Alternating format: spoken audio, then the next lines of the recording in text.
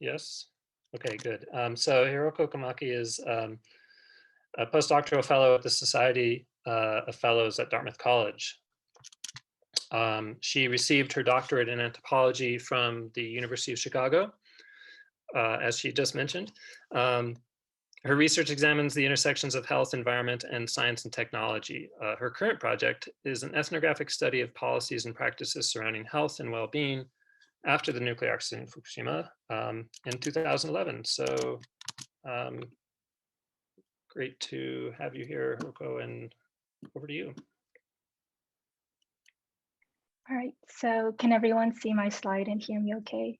Yes. Okay, yeah. Thank you, Professor Tim Oakes, for the generous introduction. And I'd like to thank the Center for Asian Studies for hosting this important workshop, particularly to Professor Tim Oakes, Professor Catherine Goldfarb, Dr. Lisa Williams, and Daniel Salas for all the organizing work and communication. A special thanks goes to Professor Donna Goldstein, who will be my discussant, and to the audience for engaging with my thought piece today. So my thought piece is titled Living in Paradox, Technopolitics of Health and Wellbeing in Fukushima. And after this conversation, I might reconsider how to frame this in Fukushima part. Okay, and I'll begin with a small vignette that might bring us back to what Professor Miyazaki discussed yesterday about making decisions after the disaster and how he negotiated divergent risks and responsibilities. So in the wake of the earthquake and tsunami disaster in northeastern Japan on March 11, 2011, Sasaki-san evacuated with his son to western Japan from Miyagi, a prefecture right north of Fukushima. This was before the explosions of Tokyo Electric Power Company, TEPCO's nuclear power plant in Fukushima was on the media. In the following months, he and other parents, mainly from outside the evacuation zone, formed an alliance to protect their children from radiation amidst the lack of governmental support. However, it soon became clear that there were many possible ways in which protection of their children could take place. Protecting children from radiation could take the form of evacuation, staying indoors, decontaminating their living environment, and or learning about radiation to implement everyday protective measures. Parents also wanted to protect their children from discrimination and bullying against people and things from Fukushima and ensure that their children were supported by family, friends, and neighbors through the difficult times. Social and economic resources were also necessary to support their decisions. There were many answers, and none of them was the correct answer. So depending on their circumstances and resources, they decided to act on what each of them believed was the right path to take, rather than exhausting themselves in the debate over what responses should look like. During ethnographic fieldwork in Japan from 2017 to 2018, I repeatedly heard the phrase, "there is no correct answer," "seikai ga nai," from my interlocutors across Japan. This included evacuees from within and outside the evacuation zone, returnees to their original communities, and those who stayed in communities outside the evacuation zone. This thought piece thinks with and writes from the reverberating and chronic sense of living without answer, shared among my interlocutors, despite multiple divides that distanced them otherwise. I ask what has made the sense of living without answer a constitutive part of life after the nuclear fallout, how people in communities have lived and made decisions without a correct answer, and what kind of social arrangements that have led to. In particular, in response to the provocation of this workshop to consider the technopolitical aspects, I consider the role that nuclear infrastructures have played in shaping the experience of living without answer. So in the time that I have, I will discuss how nuclear infrastructures have redefined health and well-being through its constitutive paradox, how the paradox has shaped responses to the nuclear disaster in Japan, and what kind of social, affective, and temporal experiences it has led to. I argue that nuclear infrastructures have increasingly redefined health as a compromise through its very presence. In the years following the nuclear fallout in Japan, rather than overcoming the disaster, there's a deeper grounding in the social arrangements created by the paradox of nuclear infrastructures. In the thought piece, Working with Langdon Winant's concept of technopolitics, I engaged with the nuclear power plant not as an infrastructure that produces energy in its regular functioning and a catastrophe in its breakdown, but as a device that has political consequences by eliciting certain social and political arrangements to accommodate its risky presence. Scholars have examined the siting of nuclear power plants to show that nuclear power plants, including the one in Fukushima, have often been built in marginalized places with histories of extraction and dispossession. A nuclear engineer in Tokyo once told me, "You can only build nuclear power plants where there are no people." The placement of nuclear infrastructures, therefore, already assumes who counts as people to be protected and who could be sacrificed for the political economic good of a nation. However, what exactly are the assumptions that governments, regulatory institutions, and industries have made about people and communities working and living with nuclear infrastructures to enable its risky presence in places where there are, in fact, people? Geographer Shannon Cram has identified the founding paradox of nuclear infrastructures, in which nuclear workers had to be kept safe while they were necessarily exposed to radiation during their work. In other words, to enable the presence of nuclear infrastructures, there was a need to determine what level of exposure to consider acceptable for nuclear workers. Guideline on radiological protection developed in response to this paradox through the Cold War to accommodate the presence of nuclear testings in nuclear power plants that made exposure inevitable, not only for nuclear workers, but also for the general public. In the wake of the nuclear fallout in 2011, the Japanese government mobilized the guideline by the International Commission on Radiological Protection, the ICRP, to justify its risk governance. One of the main principles foregrounded by the ICRP is to keep exposure as low as reasonably achievable. Here, safety and protection of the general public is a matter of what level of exposure to deem reasonable, given the biological risk of exposure and socioeconomic benefits of taking that risk. And I call this the politics of reasonable exposure. In Japan, the assumption of reasonable exposure was long masked by the safety myth that argued that nuclear power plants were absolutely safe and that accidents were unthinkable. In the wake of the fallout, however, it was this normal disposition of the nuclear infrastructure, which had already made health a compromise, that was acutely felt and experienced by ordinary people as living without answer. In the wake of the nuclear disaster, heated debates emerged among citizens, experts, and officials in Japan over what level of exposure to consider as reasonable. Based on the ICRP guidelines, the government set 20 millisieverts per year as a reference level for emergency times. Places above that level were designated as evacuation zones, while places below that level were considered safe enough. This number is 20 times higher than the level of radiation exposure permitted for the general public in normal times. So it created a lot of room for citizens to question whether this was in fact reasonable. There was much pushback from the public and even from within the government. In response, governmental experts emphasized that this was a reference level that was not to be confused as an objective line between safety and danger.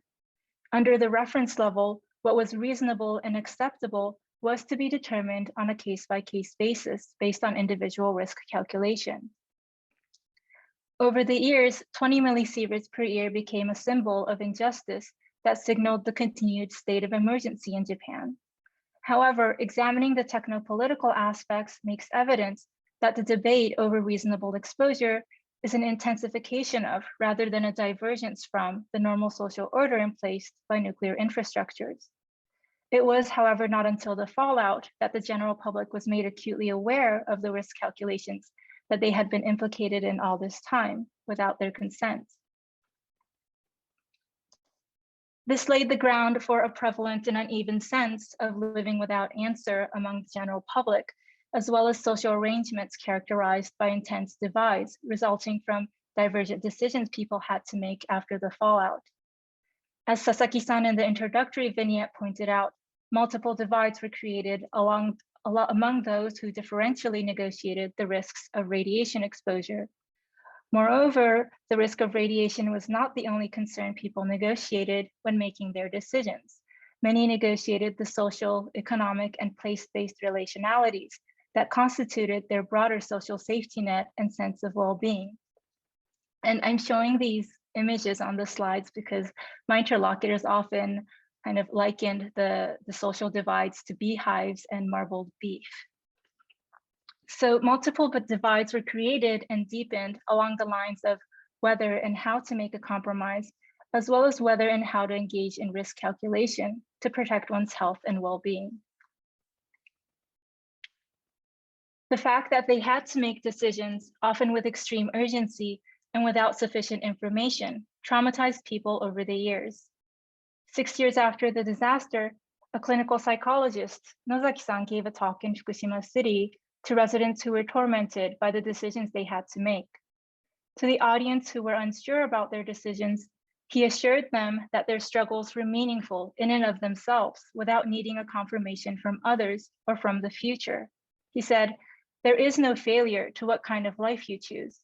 I know many of you are troubled by this, but there is no hit or miss. Even if you temporarily lose the purpose of life, whether it's right or wrong for you, the future will come. Unless your life ends, the future will always come. So let's live, being dragged by our future, a month ahead, a year ahead, 5 years ahead." Nozaki-san's words articulate the cognitive and temporal dissonance that life without answer entailed, that deprived residents of anticipatory trajectories often expected and valued by the society at large. The future was no longer what guided, but instead what dragged. Nevertheless, he encouraged the audience to hold on to life. So long as they held on to life, he argued, the future would drag them in whatever shape or direction, whether they liked it or not, and whether or not they were looking forward to it. That future could be cruel, but there might also be something there. On the other hand, some residents engaged with this radical uncertainty and governmental neglect as an opening and an opportunity to make their own answers that they could drag into their own futures. 5 years after the fallout, Hangai-san, a woman in her 40s, returned to a town in the former evacuation zone. When the first spring came after the town was opened up, she heard residents wonder and lament whether they could grow food in the area. How would the radiation affect the food, and would they be able to consume it? Listening to the conversation, instead of trying to find the right answer to that, she decided to raise something that people could eat. That is, she turned the question from whether one could raise food to one that asked how to raise food so that people could enjoy the harvest. In doing so, rather than being caught up in risk calculation, she asked how to make life meaningful in a place fraught with uncertainty, but also with immense potential for something else. When asked about this decision, she always said, "This is a place without an answer, but we live here. What is important to live here is to consider how you could think otherwise, what you want and what you can do for that." Thus, instead of focusing on what others said of the situation, she started by experimenting with what kind of food they could raise safely in the area. She raised basils, lettuce, and red pepper and gradually expanded her field. In doing so, she tried to take ownership, however partial, of the experience of living in paradox, noting that a place without an answer could also be a place where one could enjoy a future that cannot be seen. So in sum, I show that my interlocutors' sense that they were living without an answer reflects the normal disposition of nuclear infrastructures that has redefined health as a compromise, even before its breakdown, often without the knowledge or consent of those who are most affected. This has led to social arrangements characterized by intense divides and uneven futures that in turn became naturalized over the years. In recent years, projects of recovery and energy transition in Fukushima have gestured towards a sense of moving beyond the disaster. However, such narratives ignore people and communities that continue to make life meaningful in deeper entanglement with the social technopolitical order shaped by the paradox of the nuclear age.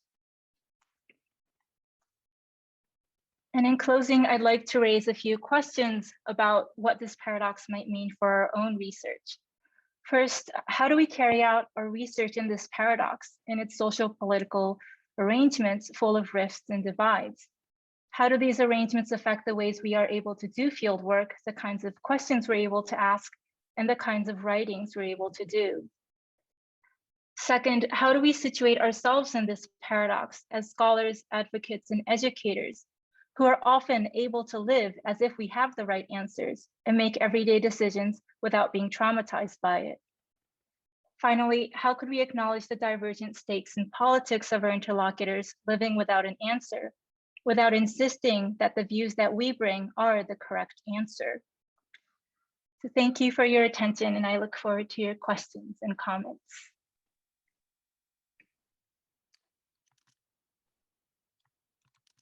Thank you, Dr. Kumaki.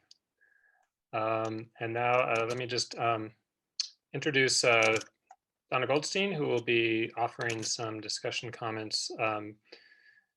Donna is professor of anthropology here at the University of Colorado Boulder. She's the author of Laughter Out of Place at the University of California Press and editor of several special issues and volumes on environmental harm and corruption. Her current work addresses the history and futures of Brazil's nuclear energy program, scientific communities, and a topic that we've been talking quite a bit about today, uncertainty, uncertain data. She's the co-editor of Corruption and Illiberal Politics in the Trump Era, which is forthcoming. Donna, thanks for joining us. Thank you so much. I'm so pleased to be here and to take part in this opportunity to converse with these thought-provoking scholars of Fukushima, and in particular to discuss Hiroko Kumaki's paper, which of course overlaps with everything we've been speaking about for the last 2 days. In order to speak about a few of the interrelated concerns raised in Kumaki's essay, radiation exposure and the politics of reasonable exposure, and of course, I'm very much with her on the idea of divergent futures. My work is an intersection here between a place like Brazil that embraces the nuclear age fully, but strangely, and I say this entre aspas in the Brazilian sense, is that Fukushima presented kind of an opportunity for Brazilians, at least for a brief time, to rethink their future nuclear age. And so my comments are made in that respect, and I hope that I can build on what has already been said today, and especially on Hiroko's paper. The first concern raised by Kumaki's essay is the question of radiation protection guidelines in the light of future lives of actual subjects living in affected zones of contamination near the, and I've changed this already, TEPCO's Fukushima Daiichi nuclear plant. As Kumaki describes, these people differently and divergently have had to negotiate the unstable and uncertain knowledge systems connected to the science of radiation dosing after a nuclear catastrophe, made all the more challenging by the government's ever-changing guidelines about safety levels. I'm sure some of you here know the work of Maxime Polari on this work. Kumaki points out that this life theme of how to be protected, but also how to live with the uncertainties of radiation exposure has created confusion and stress. And with this uncertainty, people such as Nozaki-san speak to feeling dragged by our future. Captured by Hiroko in the words of Sasaki-san, each individual remains burdened by trying to figure out how to live with the possible damage caused by radiation. Nobody can really agree on what that radiation exposure damage will look like in the future. Will there be thyroid abnormalities? Will there be excess cancers of diverse kinds? Will the damage be limited to this generation? And I'm sorry to engage in those questions directly, but I agree with what has been said here. I think those still are on people's minds, and that this kind of guides this attempt to embrace something different, that to kind of hold on to what this means while at the same time moving forward in some way. So what the paper talks about is how there really is no agreement among residents about what a reasonable approach to these questions would be, as people decide whether to make their way back to areas contaminated to different degrees, to stay where they are, what exactly to do. Among Kumaki's interlocutors, there seemed to be an underlying concern about what effects low-dose ionizing exposure might produce in younger people now and in the future. What do we know? What we do know is that radiation exposure is cumulative and additive over time. And so living with the ongoing exposure starting at a younger age is something that the residents negotiating their decisions about where and how to live are forced to think about. But as I learned working closely with epidemiologists in Brazil in the Angra dos Reis nuclear reactor zone, non-nuclear zones with allegedly normal contamination levels, such as zones associated with offshore petroleum industry, provide the comparison group for the science of nuclear contamination, which is to say that studying health effects and getting answers to what the comparative health effects are is really not an easy task. There's so much contamination from a variety of sources that when it is time to design a paired study of nuclear zones to other industrial zones, nuclear zones without accidents always appear to be less contaminated. Government manipulation of safety standards is a problem, but it's not the only issue. I have for many years now been on a journey seeking out an understanding of our scientific knowledge about the health effects of radiation exposure, entailing deep archival dives into biographies and scientific output of scientists interested in this question, such as the biological anthropologist and geneticist, Dr. James Neal. Neal was an original member of the Atomic Bomb Casualty Commission and the scientist who traveled to Japan to study the survivors of the atomic bomb. As it happens, Neal also was deeply connected to work in Brazil among the Yanomami indigenous peoples, who represented for Neal an interesting study population because, in comparison with the population he studied in Japan, the Brazilian Yanomami represented an alleged zero exposure to radiation effects population. As he understood it, their placement deep in the Amazon under a dense forest canopy made them this kind of perfect control to everything else that happened in nuclear radiation exposure.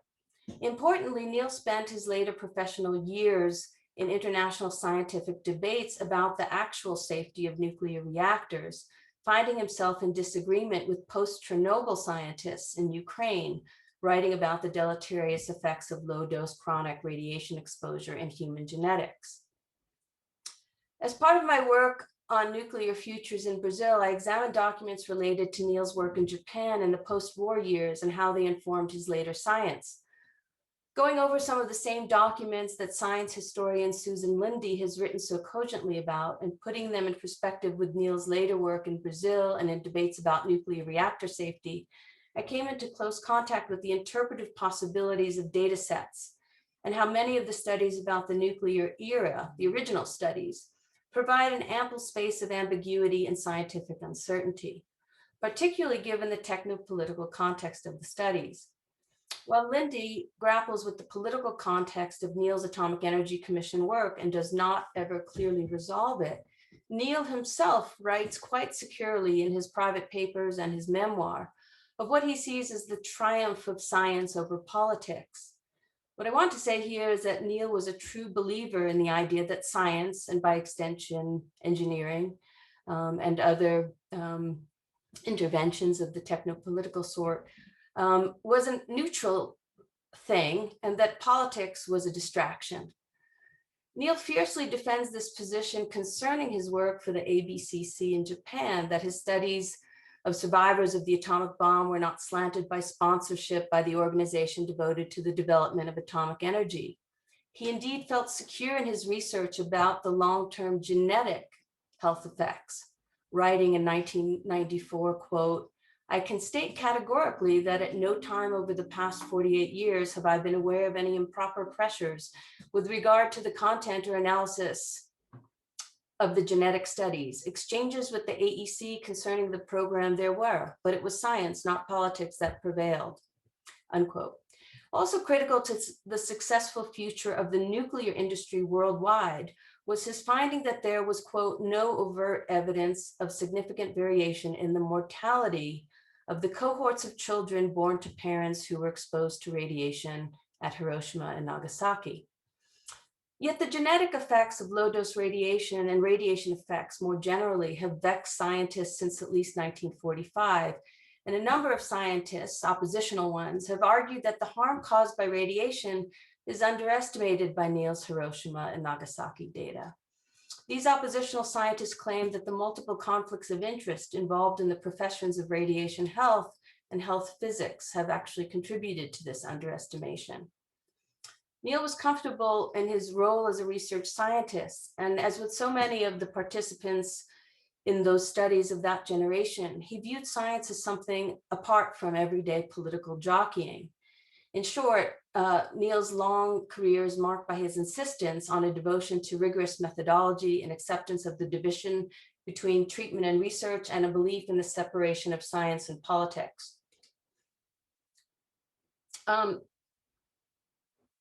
Go back for a second, sorry.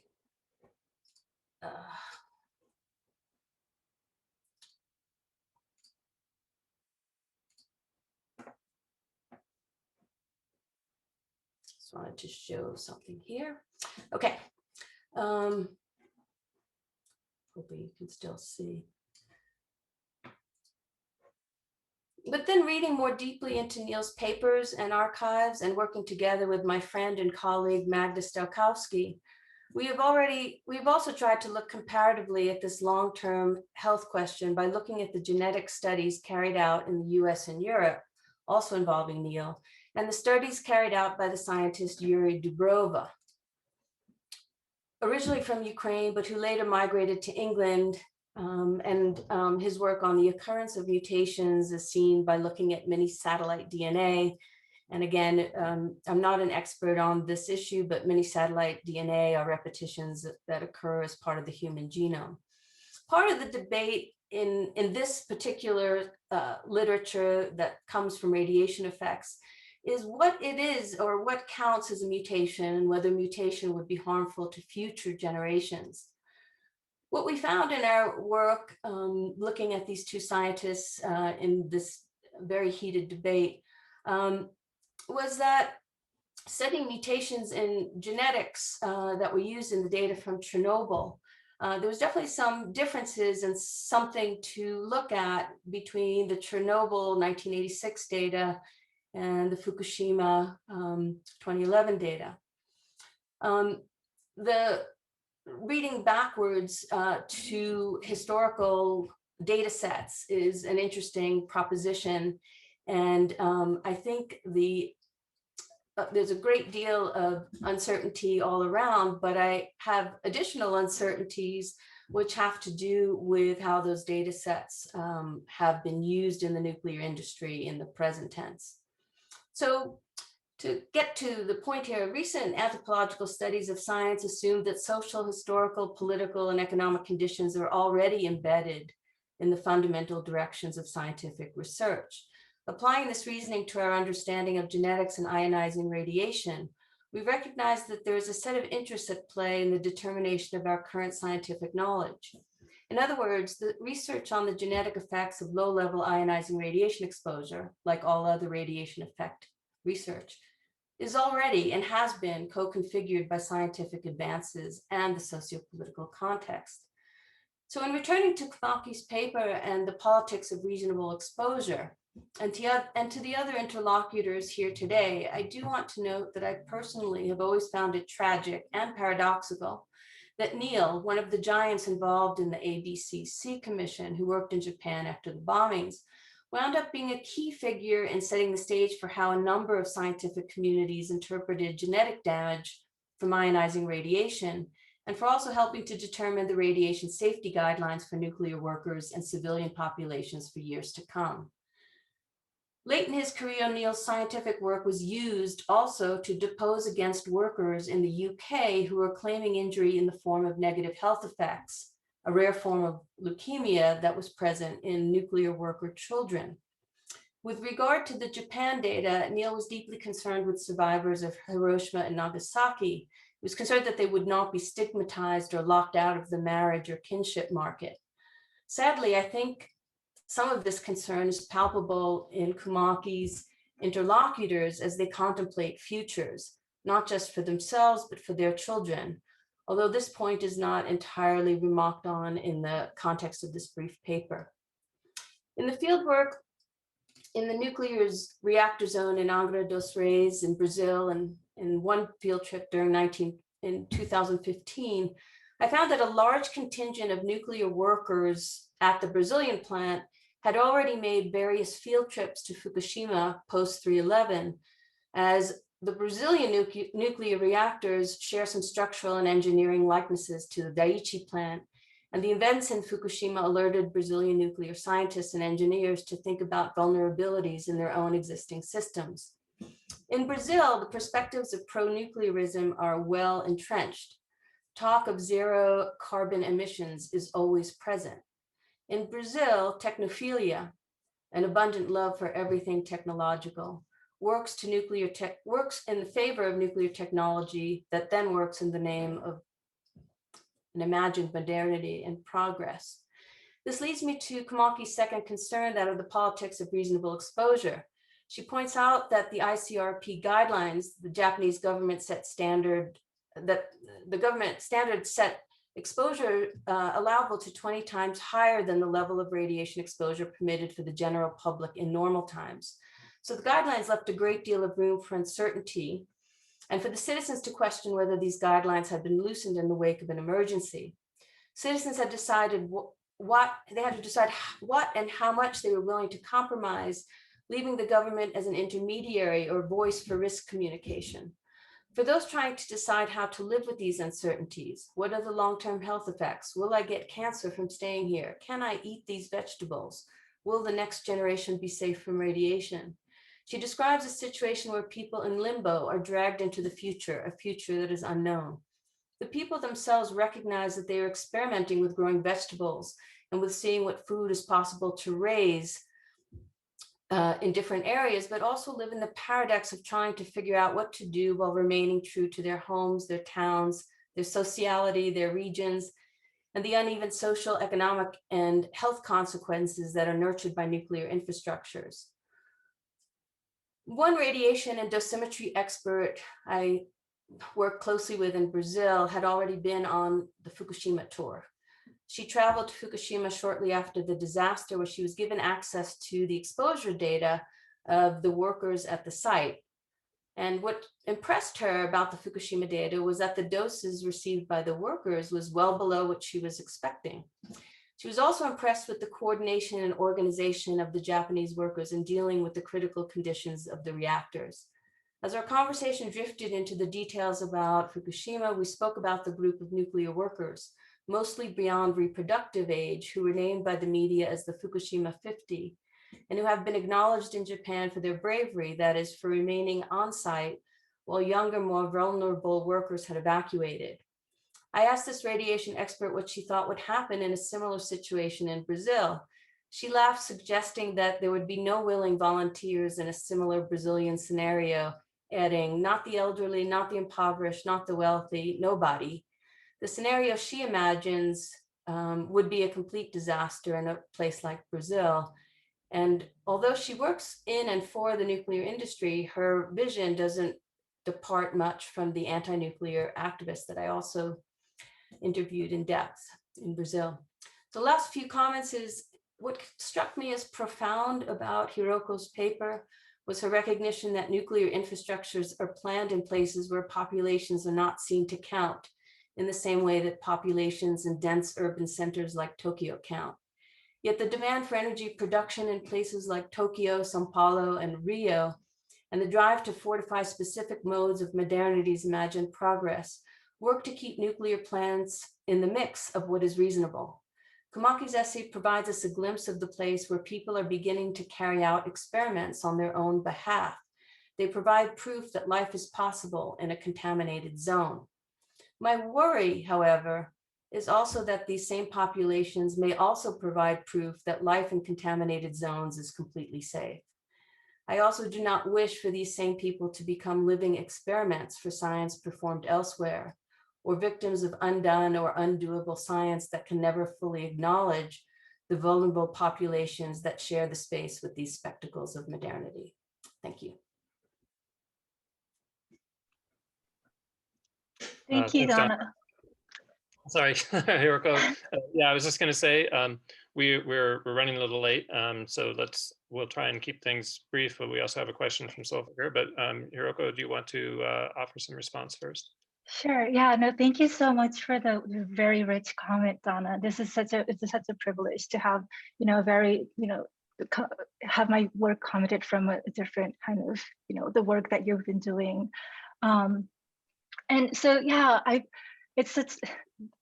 not sure where to start, but I think I might just maybe start talking about why I'm talking about this guideline when I'm also wanting to suspend damage, because it's kind of like a contradiction in its own right. But one of the reasons that I started thinking about thinking about this reasonable exposure is really listening to my interlocutors and finding out that the ways they're talking about life after the nuclear fallout is really in the language that the Japanese governmental experts have presented them, have kind of interpreted the ICRP guidelines and presented them to as. And so that was one way that I was, and this goes back to your question of the divide between science and politics, and the question of risk governance. And one thing that's very important to note here is the risk governance structure in Japan, and also quite internationally, but the specific structure in Japan, where there is the precautionary principles of risk assessment, where the science is carried out, and the risk management, where the policies are carried out. And the science is pretty much, really, as you mentioned, it's really based on the kind of science that was done in the Hiroshima and Nagasaki studies. And of course, there are important works that NGOs are doing, advocacy work that's around what counts as science. And there are a lot of people in Japan trying to really produce alternative data, alternative science, alternative knowledge about damage. So that is definitely one important part of the pushback.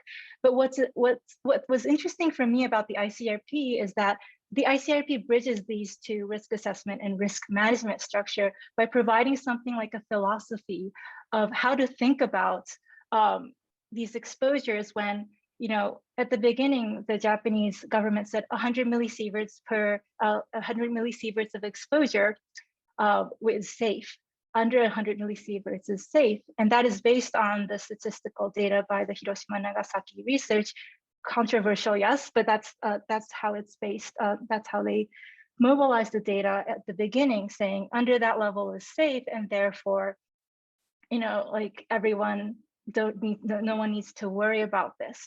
But then, that level is quite high because that's the level where statistically significant rise of cancer rates starts to rise.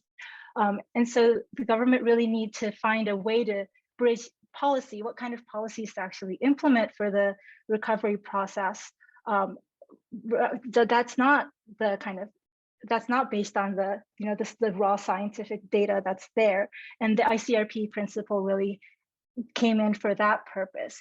And so that's what's very interesting, is that, the role of science and what counts as science and what counts as policy really gets jumbled in this philosophy, and then gets reinterpreted by the Japanese governmental experts, and then gets taken up in a very specific way, divergent ways, by the interlocutors.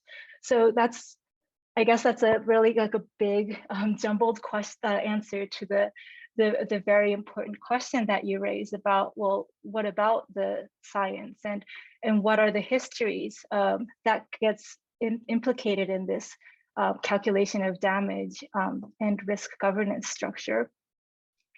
And so, yeah, I just wanted to agree that not everything is shaped by this guideline, but I did realize how effective it was actually to shape the experience of the after the fallout for the Japanese citizens at large, but very unevenly. And one of the reasons that I want to bring this out, despite wanting to suspend damage, is because by showing that structure, the kind of co-production of technology and social, this is the social aspects, the policies, we can start to not talk at the level of, oh no, like that's the decision you made, you're representing, the Fukushima in this way and that way, but we can start thinking about the structures why we're even focusing on radiation and its health effects, why that's the kind of the locus of damage that is being discussed. So that's just the broad answer. And I just want to really thank you for the rich comments that I'll be thinking about, I know, for months now. Great. Do we want to, let's Said go Sulfaker. to Sulfaker's question. Do you want me to, maybe I'll read it, just Yes, please. Yeah. there's those who join the conversation after the question gets asked on chat don't get to see it, so I'll just read it out. It says, thanks for your very reflective talk. Yes, living without an answer in a toxic environment is a hard path to go through. But I was wondering how citizen science practiced by local communities in Fukushima may generate hopes in dealing with the risk of radiation, or is it simply a tool for social struggles?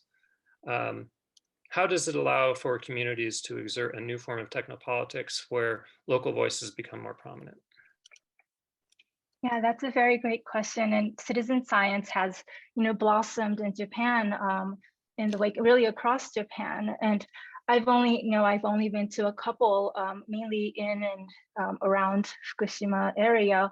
But because of this, having to navigate this reasonable exposure, one thing I should note, like, not everything is about radiation when people make decisions, but radiation is. Again, once we're not suspending damage in radiation, radiation is important. And so it has really shaped the ways, it has allowed people to, again, experiment or kind of understand what's going on in their environment that the government might just put a monitoring post and say, this is the amount that's in the air, but they can actually bring their own produce, their own soil into the laboratories and really find out what's going on. And again, I think Ryo really put it very well in his letter. What mattered for production of food is not necessarily how contaminated the soil is. It's really about, if one is to produce food in hopes of eating it, it's really about how much radiation gets transferred in the food that you're producing. Now, whether one wants to eat it or not, that's a different story, but that's what matters for people who wants to produce food. And so, yes, it is one way that perhaps hope is created, because the fact that they can produce food means a whole lot for people who live with the land and who lives through the land. And so that's one important aspect. But I do want to bring back what Donna mentioned about, well, then are we making Fukushima people like very experimental subjects, basically? And there is definitely, that danger has been raised but in multiple ways in and outside of Fukushima. And of course, that's part of why I think suspending damage is important, that it's about suspending rather than, just saying we're not going to talk about it at all. Yeah, thank you, Sulfaker. Yo, question. Yes, thank you so much, Hiroko. I think I want to just follow up on what Donna said and also how you answered it, but this question about the, the exposure and the human bodies, because you talked about Shannon Cramp's work, which she discusses the reference band that, being created, right?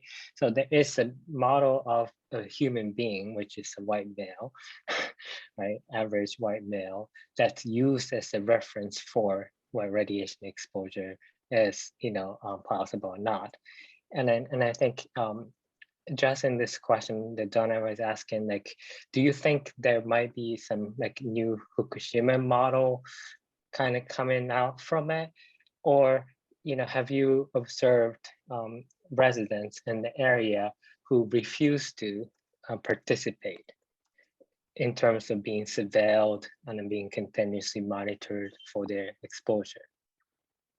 Yeah, that's a wonderful question. And yes, it's very important in that the ICRP is based on, the calculation, the 20 millisieverts is based on the simulation on this standardized human being they call the reference man. I would really recommend everyone reading Living Jane. oh no, was it, I can't remember, but Shannon Cram's work that has Jane on her title and the title, where she talks about how this reference man becomes, it assumes a certain life form that doesn't have any interaction with this, it has very minimal interactions with its outside environment and lives in a very stable manner so that they can make that simulation. And to the question of, has any new model appeared for Fukushima, the one that I was thinking with was the governmental, the way that the government actually kind of defined or calculated people's exposure by assuming that, people would spend however many hours inside, however many hours outside, and that the radiation exposure inside the building is however many percent, I think it was 40% lower than the outside. But then when you think about it, people living in concrete buildings or wooden structures have very different kind of exposures.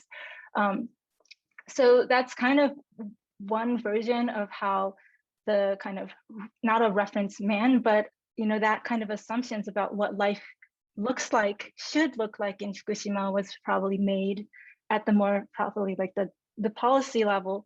But on the other hand, of course, to your question of was there any resistance? Of course, because as you also saw, life does not take place in that way.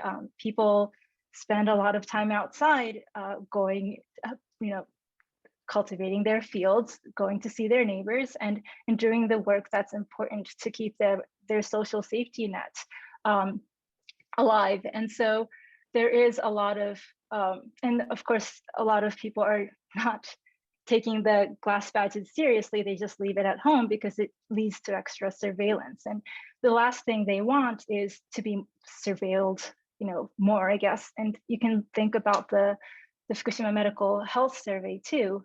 It only had, I think, around 27% of response out of everyone who was a resident of Fukushima at the time of the disaster. Only 27%, I believe, has responded to the survey, because the last thing they want is for the government to take up that data and use it to say nothing happened, because that's kind of how that's been experienced, I guess.